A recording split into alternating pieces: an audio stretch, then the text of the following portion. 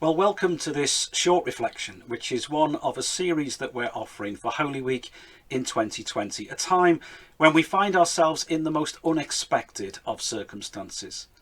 I hope that each of them, looking briefly at the lectionary reading from John's Gospel for the day, will help you discover something of God's presence as you journey through it.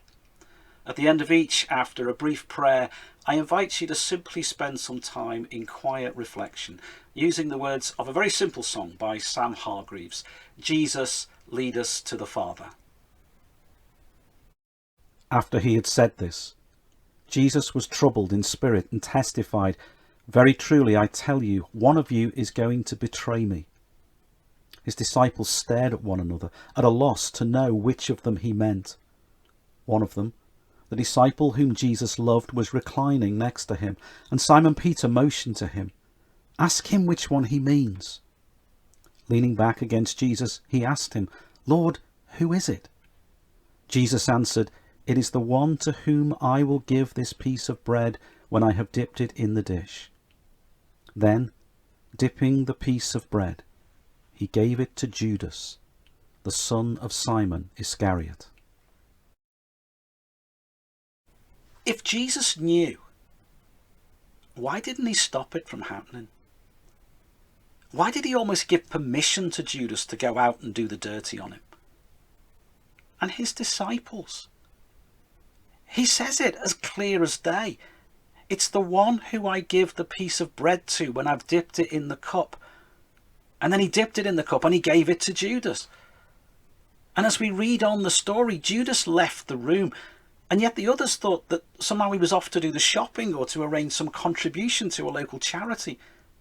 How come they didn't realise the obvious and rush out after him and try to stop him from doing what he did? Well, perhaps it was even that God dimmed their minds. I don't know. But perhaps the gospel writer tells the story this way and makes it so obvious to make the point to us that there was a deeper narrative at work at the time. Jesus didn't stop it from happening because that wasn't how things were going to be. Because Jesus wasn't following the scripts of those who had defined their own version of what was best for him. He was following his own script. And these were the events that since the earliest beginnings of time God had ordained should happen. Why didn't he stop it from happening? How many times have we found ourselves asking that question of Jesus? And how many times might that question be asked again in the weeks and the months ahead? Why couldn't God just make it stop? You prepare a table for me in the presence of my enemies. That's what the psalm writer said centuries before. And Jesus prepared the table, knowing that his betrayer would join him there. And that's what we're offered as we make our own way through Holy Week, in the midst of a reality that none of us could have imagined or wished for. And I think that's why Jesus said what he said, to make it abundantly clear to those who were there and those who would read of this event in the centuries that would follow, that this was no act of blissful ignorance, no misjudgment of Judas's character. Of course Jesus knew. And if Jesus knew, he could have stopped it. And he didn't. For the sake of our salvation, he didn't. And if he had, then there would be no story to tell. Yet we might still find ourselves asking that question, why, Lord, didn't you stop it from happening? And we might be asking that question in the midst of heartbreaking reality. But Jesus doesn't offer us an escape route. He offers us a seat at the table.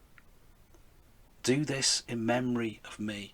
Come and sit at this table, a table where troubled hearts and aching minds gathered on the night when Jesus was betrayed. And that's what we've done ever since. Gathered around bread and wine to remember. To remember many things. But one of them is that Jesus didn't stop it from happening when he could. Jesus laid down his own life. It wasn't taken from him. And so we take our seat. And in so doing, we take our seat in the story. We allow the bewilderment of those troubled hearts that surrounded Jesus that night to assure our troubled hearts that God so often becomes present with us, not by wafting away the threats and the dangers of this world, but by journeying with us through them. We trust that even when the actions of others cause hurt and harm, that God is not absent or indifferent. Jesus invites us to the table surrounded by awkward reality, not quick fixes and easy answers. And perhaps all we have right now is a chair and a table. The regular trappings of Holy Week and Easter have been taken from us, but a table and chair is all we need. And whatever comes and whatever happens, Jesus says, "In my Father's house are many mansions, and I go there to prepare a place for you." And whatever questions this world leaves unanswered, that place is one that is secure. And so we pray. Loving Lord, help me to trust you, to discover you, and to stay close to you, whether or not my questions are answered.